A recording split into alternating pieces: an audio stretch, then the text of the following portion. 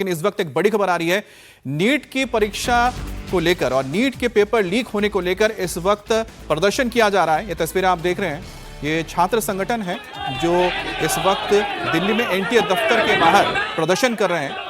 और जैसा देखने को मिला ही था कि लगातार जो विपक्षी पार्टियां हैं और उनके तमाम जो युवा मंच कह सकते हैं, युवा छात्र हैं, वो इस वक्त इस पूरे मामले को लेकर सड़कों पर उतरे हैं।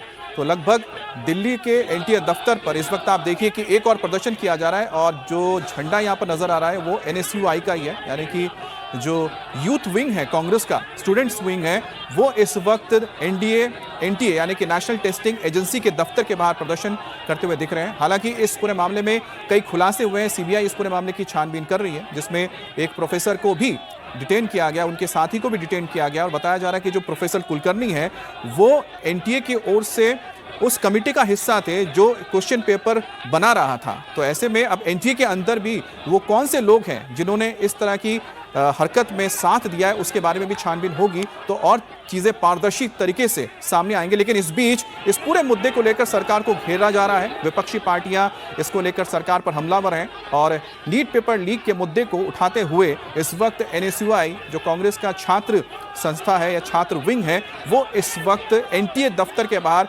जबरदस्त प्रदर्शन करते हुए नजर आ रहे हैं। ये तस्वीरें आप दिल्ली से देख रहे हैं जहां पर इस वक्त एनएसयूआई प्रदर्शन कर रही है। लेकिन एक सवाल जो बहुत ही बड़ा और गंभीर है, ये प्रदर्शन पॉलिटिकल जरूर है, राजनीतिक जरूर है, लेकिन 23 लाख बच्चे जो नीट का पेपर दे चुके हैं, जिन्होंने एग्जाम दिया, उनके भविष्य को लेकर के उनको दोबारा री एग्जाम देना होगा। उनका पूरा परिवार, उनको दोबारा फिर से मेहनत करनी है, उनको दोबारा वो सारा स्ट्रेस, सारा स्ट्रेन फिर से लेना है। सवाल यही है कि एनटीए जैसी एजेंसी 23 लाख बच्चों के एग्जाम को कंडक्ट आखिर फुल प्रूफ तरीके से क्यों नहीं करवा पा रही है और क्यों नहीं करवा पाती है, इसका जवाब आने वाले वक्त मिलेगा। आप ये आरोपियों के नाम इस वक्त देख रहे हैं। केमिस्ट्री के रिटायर्ड लेक्चरर हैं जो प्रोफेसर कुलकर्णी हैं, जिन पर यह आरोप है कि उन्होंने पेपर लीक किया।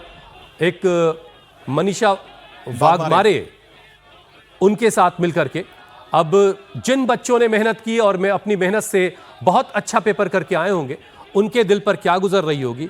और जिन बच्चों को पेपर मिल गया होगा उनकी तो बल्ले बल्ले थी, चलिए वो तो बहुत ज़रूरी था कि उनके लिए रद्द होना चाहिए था। लेकिन अगर इसमें कोई और रास्ता ऐसा तलाशा जाए कि जिन्होंने इस पेपर को जिनके हाथ लीक पेपर लग गया था, उन्हीं का अगर सिर्फ पेपर रद्द होता और बाकी बच्चों का नहीं होता, क्या ऐसा कोई रास्ता हो सकता था?